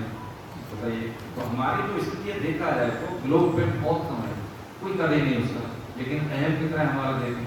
आपने हमसे से लिए बताओ गुप्ता साहब, आप तो हमें जानते नहीं, आप हमें ऐसे करके तो वैसे बोल दिया। आप सोचा करो ऐसी चीज बोलते हैं हम आपस में, इतना अहम होता है कि हमें अपने अहम के नीचे सब देखते हैं ना, बड़ों का ख्याल रखते हैं, माता पिता। अब देखिए अब उस वृद्धाश्रम में एक भी मुस्लिम नहीं सब करता है। तो जो मैं बता रहा था होटल में, तो जीएम वो कौन है, मुस्लिम, और वो बहुत हेल्प करता है, बहुत हेल्प करता है। ऑनर को भी मैं पूरे करके कहता है, वो कहता सर जो आप काम कर रहे हो वो बहुत बढ़िया, और वो अपने बच्चों को भी लाता है खुद भी। पिछले 5 साल से जब वो मैनेजर था, आपको जीएम बन गया उसी होटल में, तो उसने एक परिवार को बोला दीप का अपार्टमेंट में आप देखेंगे ट्रांसपोर्ट नगर में इधर रहता है शिवानी होटल के स्कूल के सामने, होटल के सामने एक हमारे वैष्णव परिवार के भैया है, बहुत अच्छी पोस्ट पे हैं, समझ लीजिए IAS का। उन्होंने अपने माँ और बाप के लिए केयर टेकर रखा है, वो अलग रहते हैं, माँ बाप उनके अलग रहते हैं। कौन है, सिविल सर्वेंट, उन्हीं के अपार्टमेंट में रहता है। उन्होंने साफ बोल दिया उस लड़के ने कि देखो भैया आप पड़ोसी हैं, मेरे लिए उम्र में बड़े, हो सकता है मेरी इनकम आपको 10% हो, लेकिन पता नहीं क्यों मेरा मन कर रहा है कि आपने अपनी मम्मी को वहाँ छोड़ रखा है केयर टेकर। जब आपको चलाया उन्होंने, जब तक आप चलना नहीं सीखे तब तक उन्होंने आपकी उंगली छोड़ी नहीं, आपने उनके संस्था में क्यों छोड़ दिया? केयर टेकर क्या केयर कर लेगा, आप क्यों नहीं उनको साथ में रखते? कभी कभी आते हैं वहीं छोड़ जाते हैं, कोई भाई आपका साफ हो गया उसके पास जवाब नहीं था। 1 हफ्ते पहली बात है, वो भी की बात आप ही रखने। देखिए यही निवेदन है कि जो आपके साथ 1 साल पढ़े हैं, कौन प्रदीप तिवारी साहब जानते हैं, जो RSS में पढ़े, पिछले 16 तारीख को हमने उनको यहाँ से निकाल के प्लांट कर दिया कहाँ, पुरानी लखनऊ में, जहाँ पे बराबर किया हुआ है वैष्णव जन्म मुस्लिम क्लास शुरू कर दी। तो वहाँ का फीडबैक ये मैं भी ज़्यादा बुरा करते हैं कि बहुत अच्छा बोलते हैं, RSS के आप सब RSS के जन जानते हो, उनकी शैली अच्छी है, फिजिक्स के लेक्चरर वो प्रोफेसर हैं, वो स्कूल है उनके। और मैंने कहा कितना पढ़ेगा, आपका मतलब यही है जब आप सब हैं तो जहाँ पे भी जाए आप नौकरी करें, व्यवसाय करें, बिजनेस करें, तो रोज लोग आपको मिलते होंगे। जब आपके व्यवहार से आप उतना ही जितना आपका लाभ हो जाए जरूर तो नहीं लेता, लेकिन जो आपका व्यवहार है वो कित जाए, कैसे बोल रहे हैं, भीड़ है तो कैसे मैनेज करें उसमें, किसी की कोई भीड़ रह गई, किसी का कोई गलत हमने कोई जैसे दे दिया आइटम, तो क्या आप उसकी बात सुन लें, रिप्लेस करते हैं उसको अच्छे से, है ना। तो जो धीरे धीरे जो है, तो आप देखें कि जो माता पिता ने दृष्टि आया, जैसे मान लीजिए हमारे यहाँ बहुत सारी ऐसे आसपास दुकान है जिनका सामान रहे, जैसे भैया बैठे आदरणीय अग्रवाल साहब, ये लोकेशन है जाने जाते कि वहाँ अग्रवाल साहब की दुकान, अच्छा है कि गाड़ी से मेरा बहुत अच्छा है, मेरा भी ध्यान से भाऊ जी, तो मैंने ऐसी भीड़ में बड़ी शालीनता से, तो तुम्हें एक अच्छी बात लग रही है, बता तुमने मेरे बहुत, मैं तो जानता नहीं, मैं बाहर का हूँ, ऐसे में गया तो मैं देख रहा हूँ इतनी भीड़ में भी अपने आराम से बात कर रहे हैं, भीड़ है लेकिन जिससे बात कर रहे हैं उसको पूरा टाइम दे रहे हैं, लेकिन गड़बड़ हो जाए। और दूसरे को सलाह बेटा भूल जा रहा है, अभी तेरे भी बात उससे भी बात कर। मैंने एक दिन पूछा जब मुझे खाली हुए, मैंने उनसे बात करना चाह रही बाबू जी, मुझे लगता है कहीं से रिटायर लेके आए उन्होंने, तो मतलब खाली समय में अच्छे से बहुत बढ़िया चाहिए पता कि मुझे आ दिया है। देखो बेटा मैं जीता हूँ, अपने काम को जीता हूँ, ठीक है, जितना हो सकता है मैं बेस्ट करता हूँ। ये पूजा को क्या करिए, ईश्वरी पति रूप में, ईश्वरी राष्ट्र कस्टमर के रूप में, ईश्वरी पत्नी के रूप में, ईश्वरी बेटा बेटी के रूप में, जो भी हमें मिल रहा है सब भगवान ही मिल रूप में मत पर नाने की 10 एक मुझे पता है उनके बारे में, और मैं बड़ा खुश होता हूँ उनसे बात करके। मुझे बड़े आज आप लोग बैठ भी रहे हैं तो ये काम, लेकिन अच्छा लगता है। आज वो है नहीं हमारे बीच में, घर पे होंगे, व्यवसाय में होंगे, लेकिन क्या है हम सब उनको ब्लेस करेंगे, सब सूक्ष्म कर्मों के रूप में उनको मिल रही है। अब क्या है कि उनकी कमाई भैया है, ठीक है, अच्छे भाई हमने अपना तबियत से परिवार के लिए है। एक उदाहरण लिया जो कि आप सब जानते हैं, ऐसा नहीं है कि भैया बैठे इसलिए सामने बोल रहे, लेकिन क्या बात है कि ये हम वो ऐसे हैं तो ऐसे परिवार के बच्चे मुझे यही बात समझने की कि हमारा लगता है पूर्वजों को भी लगता है बच्चों, हम तो भी हैं, हमारे भी माँ बाप हैं और उनके माँ बाप हैं, तो हम ये देख लें कि जन्म देना नहीं है, सीधे जीवन देना भी हमारा काम, जीना कैसे ये गीता बताई। तो यहाँ पे भगवान ने परिचय दिया, उसको बताया। एक बात यहाँ पे बोल रहे हैं, यहाँ पे देखिए 12, 13, 14, 15 में, उसके बाद हम समाप्त करने जा रहे हैं, ठीक है। 12, 13, 14, 15 में देखिए इसी किताब में कर लीजिए, पढ़ी होगी हिंदी में, पढ़ी खत्म कर देंगे। इसी काल में मैं नहीं था और तू नहीं था तथा ये राजा लोग नहीं थे, यह बात भी नहीं है। और इसके बाद भविष्य में मैं, तू और राजा लोग हम सभी नहीं रहेंगे, यह बात भी नहीं है। ये भारी के इस मनुष्य शरीर में जैसे बालकपन, जवानी और वृद्धावस्था होती है, ऐसे ही दूसरे शरीर की प्राप्ति होती है। उस विषय में वीर पुरुष मनुष्य मोहित नहीं होता है। एक उनकी नंदन इंद्रियों के विषय जड़ पदार्थ, शीत, अनुकूलता और उष्ण प्रतिकूलता के द्वारा सुख और दुख देने वाले हैं तथा आने जाने वाले और अनित्य हैं। वे वर्ष वंशोद्भव अर्जुन, उनको तुम सहन करो। कारण की आवाज आई, मालूम हुआ कि उनका इकलौता पुत्र गुजर गया। श्रीवास ने अपने पत्नी को कहा, तुम्हारे होने से महाप्रभु के संकीर्तन में विक्षेप हुआ, तो सुबह तुम मेरा मरा हुआ। इसमें आप समझ लगे, भाव समझ लेते हैं। 12, 13, 14, 15 भगवान ने कहा किसी काल में मैं नहीं था, इससे समझा ये जीव यात्रा जीवों की चलती रहती है भैया, इसलिए आप ये समझो कि अभी जो मनुष्य शरीर मिला है इससे हम इसको आवागमन को इसको बंद कर सकते हैं। ऋण लेना बार बार व्यवसाय आने जाने का, मरने का, जन्म लेने का, मरने का, इसको खत्म कर सकते हैं। कैसे कि वर्तमान का लेना हम बंद कर दें, सेवा करने, और जो कर्तव्य करना है उसको, जो हमारा मर्यादा है, जो परंपरा है, मैं राजा हूँ कर्तव्य कर्म डिसाइड है, मैं विद्यार्थी हूँ कर्तव्य कर्म डिसाइड है, मैं पिता हूँ कर्तव्य कर्म डिसाइड, मैं बेटा हूँ, है ना, डिसाइड हो गया ना, बस इसी को काम कर लेना। राजा है, जैसे हमने समझा कि जो चंद्रगुप्त मौर्य के बारे में भाई तो समझा कि राजा है, तो उसका क्या है भाई दंड देना जरूरी है, दंड देना मेरे को तो आर्यता हो जाएगी। ऐसे ही राजा है तेरे पर आकाताइयों को 6 गुण समझे में, तो 6 गुण के आधार पर उनका हत्या करना, उसको मार देना बुरी बात नहीं, तो मेरा काम नहीं है। बस ये बात समझाई। और इसमें क्या है दीक्षा, कांस दीक्षा को भारत में सिखाया, मात्रा स्पर्श कौनते हैं संतोष शुक्र आगमा पायनो नित्यास कांत दीक्षा से शिक्षा का मतलब होता है सहन करना।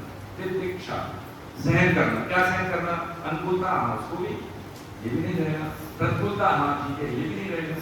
एक ही लाइन है कि जब अनुकूल हो सुख हो या दुख हो, केवल एक लाइन ध्यान रखें कि ये नित्य रहने वाली। जब जैसे ठंडा गर्म से क्या होता है कि बुलेट प्रूफ कैसे बनता है, धातु व्यक्ति क्या होता है अनुकूल प्रतिकूल में समान भाव से रहने से उसमें मैच्योरिटी बनती है। क्या होता है ये बुद्धिमत्ता, उसकी मैच्योर का मतलब होता है कि स्थिति में बिना प्रभावित हुए वो निर्णय लेने में दक्ष होता है। जैसे बहुत से डॉक्टर देखते होंगे हड़बड़ी में जाते हैं पेशेंट को लेकर, लेकिन डॉक्टर शांत भाव से देखता है, यदि वो अशांत हो जाए तो इलाज नहीं करता है।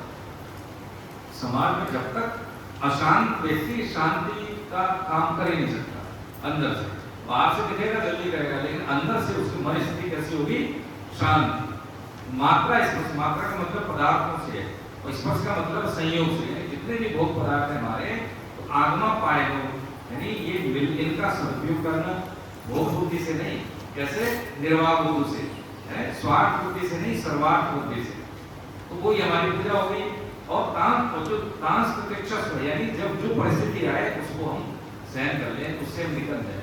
माता पिता का डाइट बोल है, कुछ खर्च हो रहा है, समय लग रहा है, तो ये हमें करना चाहिए। यहीं से हमारी उन्नति होगी। उसको छोड़ के पक्की बात है वो उन्नति नहीं।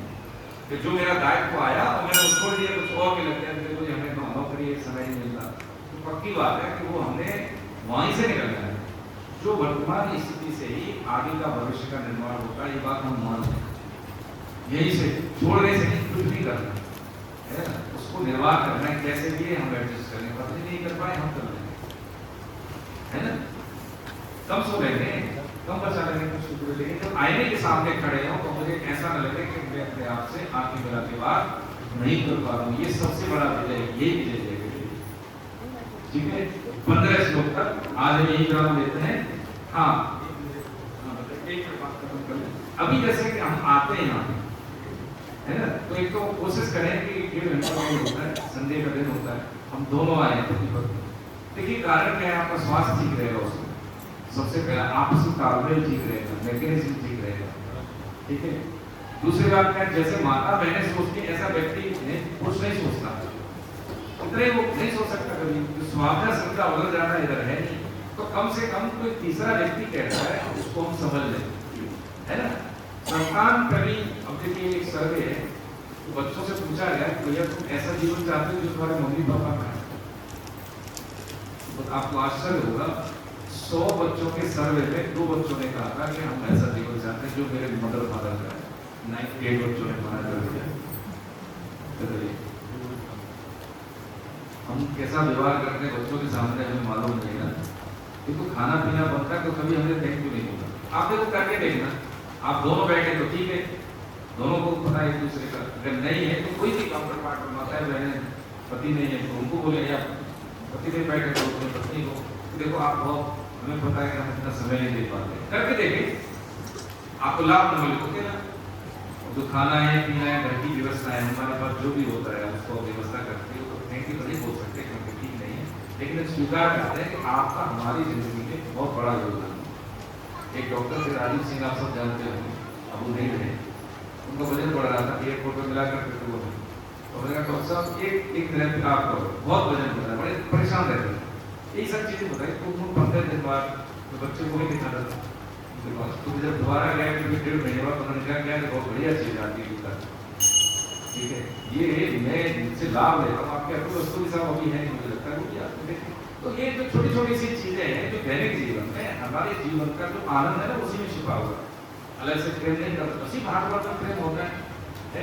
मम्मी हम आपको बहुत मिस करते हैं, पापा आपको बहुत मिस करते हैं, कभी कोई बैठा था वैसे बैठे फालतू बात करिए उनसे, आप देखो कि दवाई छूट जाए, आपका टाइम बच गया ना। देखिए माता पिता जब स्वस्थ हैं उम्र के उस दौर में, तो हमारे को समय बच रहा है, कुछ काम भी करें तो लाभ तो हमारे उसमें देखा जाए। तो जब ये जब देखिए जब मैं दूध दे रहा हूँ, जो चीज दे रहा हूँ, लौट के वो मेरे पास वही आएगा। अच्छा दे रहे हैं अच्छा ही आएगा, बुरा दे रहे हैं बुरा आएगा। आप स्वास्थ्य दे रहे हैं स्वास्थ्य आपके पास आएगा, अच्छा बोल रहे हैं तो अच्छा आपके पास आएगा। ये करके देखें। अब जैसे आपका घर ठीक हो गया तो पक्की बात है आप उस घर में मतलब ऐसा वातावरण पैदा कर देंगे कि जहाँ जाएंगे वहाँ पर जैसे तिवारी निकल गई, फीडबैक आया 7 लोगों का फोन से, एक बहन जी का, बहुत बढ़िया है, आपने बहुत एक उपयुक्त व्यक्ति भेजे हमारे श्रीनाथ वही वो जाएंगे वहाँ पे। ऐसे ही जैसे आप मेरी नजर में तो है, देखो मैं सही बता रहा हूँ, हमारी नजर में सब है, वो पढ़ते हैं किसको दे रहे हैं। ठीक है, तो धीरे धीरे धीरे धीरे अब तब भी जो भी समाधान दे सकते हैं, जहाँ पर भी दे सकते हैं, 1 घंटा दे सकते हैं, है ना। कुछ हमारे ऐसे गर्ल्स इंटर कॉलेज में जाते कभी कभी सब काम है, तो हर जगह नहीं जा पाते, तो सीमा है तो आपको बताएंगे, लेकिन थोड़ा सा रूलिंग करें कि जब मैं कुछ बोलूँ तो ऐसा न लगे कि आरोपित हो रहा है, ऐसा लगे अंदर से निकल जाए। जब कोई व्यक्ति आचरण उतार के कोई बात बोलता है तो दूसरे को प्रभावित होता है, बिना आचरण होता है तो कुछ नहीं लगे, सूचना की तरह वो लग जाएगा उसमें।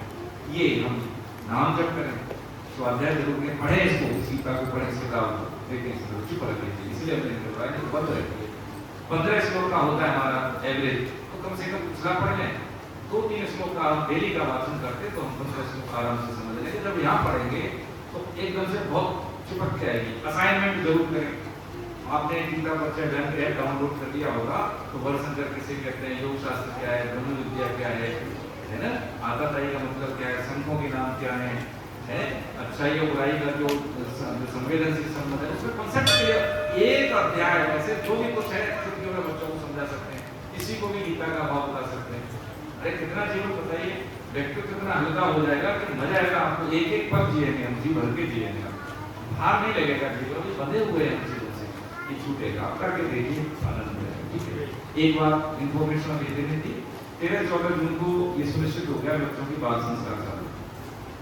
ठीक है, तो वहां पे भी वृद्धाश्रम से भी हमें किसी ने पैसे दिए, जैसे भी इन्होंने दिए कि हमारी तरफ से गीता जो गायत्री परिवार वाले हैं, जो निश्चित है वो देखा जाए तो आदरणीय पंडित श्रीराम समाचार्य जी का है, जो हमारे गाँव की बात की है, जो बाबा कहते थे उनको, हाँ तो बड़े निश्चित हो, लेकिन उनको भी लगा कि आपका काम ठीक है, अल्टीमेटली है तो सब उनका सहयोग भी मिला है हमको।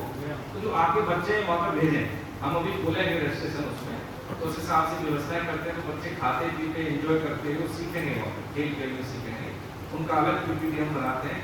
तो जो बच्चे आते हैं इनकी परफॉर्मेंस रहेगी, सब याद करना। जो बच्चे वो आते हैं बड़े बड़े, जैसे कोई ग्रेजुएट है, अंडर ग्रेजुएट है, कोई पीजी कर रहा है, तो उनको बताते हैं कि देखो इसलिए मैं ये सूचना दे रहा हूँ, तो हम अपनी बेटियों को भी बता पाते हैं कि शादी भर का चयन कैसे करना। माँ बाप के पास वो मानक होते नहीं, तो बच्चों को बताते हैं गीता के श्लोक के माध्यम से प्रमाणित तरीके से, बालक और ऐसे ही बेटा को बताते हैं, बेटे को भैया शादी विवाह में गर्लफ्रेंड बॉयफ्रेंड क्या तुम्हें नुकसान देने वाला है, और एक बदला गाँव में चलोगे, माता पिता को विश्वास में लेके चलोगे, तो क्या लाभ होने वाला है। ठीक है, ये चीज। दूसरा, ब्रह्मचर्य शक्ति का सदुपयोग, मुझे लर्निंग कैपेसिटी बढ़ानी है, बच्चे को कैसे बढ़ाएं, स्वास्थ्य और स्वभाव का आकलन कैसे हो, आज मैं हूँ, आज 1 साल बाद में अपनी ग्रूमिंग कैसे करूँ, किस स्थान पर अपने को देखना चाहता हूँ। तो बच्चा खाते पीते वहाँ सीखेगा, काम करके चीज सीखेगा, और रेट रखा है हमने 800 रुपये एक बार। ठीक है, सुबह का ब्रेकफास्ट वही करेगा ताकि लेट लो ना बुला के उसको वहाँ पहुँचा दें। ठीक है, 11 बजे टी ब्रेक, फिर उसके बाद उसका लंच, उसके बाद फिर टी ब्रेक, बीच में लगातार बैठाना भी नहीं है, और उसको मतलब ऐसा नहीं बैठने की एक्टिविटी, उसको इन्वॉल्वमेंट एक्टिविटी रहेगी उसकी। तो 2 दिन के बाद बच्चा आएगा तो खुद आप देख लेना उसको मिलेगा। ये दूसरा क्या है कि जो बच्चे मान लीजिए नहीं दे पाए, तो आप तो बच्चों को भेज दें, जो भी आपके आसपास है, वो नहीं दे पाते, कोई बात नहीं, उनके लिए अरेंजमेंट करें। हमारा मतलब है कि सरकार और संस्कारों, पहले संस्कार करना है, सरकार का तो बाद में। आपने कानून बना दिया, उसको पता ही नहीं, पढ़ाई में नहीं की, उसको संस्कार ही नहीं कि अच्छा क्या बुरा है, तो कोई दुराचार करे। तो ये हमारा काम है, हमारे आसपास जो है, जो तबका नहीं दे पाए या दे पाए, दोनों स्थिति में आप उनका रजिस्ट्रेशन करा दें, उसकी व्यवस्था हमारी पूरी तरफ से। ठीक है, हरे कृष्ण। और कुछ बोलना चाहते हैं आप? देखिए, पहले तो हमारे सुरेश पांडे जी के लिए सब लोग तालियां।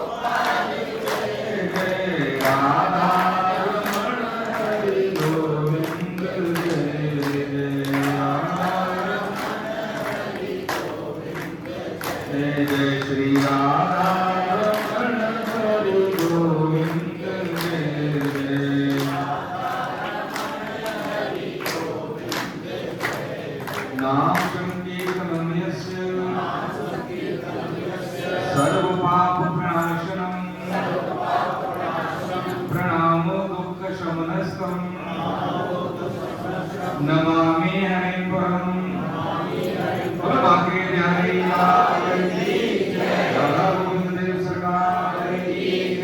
अपने अपने गुरु भगवान की, सियावर रामचंद्र की, पवन सुत हनुमान की, उमापति महादेव की, सब देवी देवताओं की, सब संतों की, सब भक्तों की, अनंत कोट वैष्णव वृंद की, दश पुण्य आत्माओं की, आज के आनंद की, आप सभी शुद्ध गीता साधकों की। बोलो जय जय श्री राम। हे नाथ, हे मेरे नाथ, मैं कृपा करो, मैं आपको भूलूं नहीं। मैं केवल आपका हूँ, आप ही केवल हो। बहुत बहुत वंदन। प्रसाद लेके जाए सभी।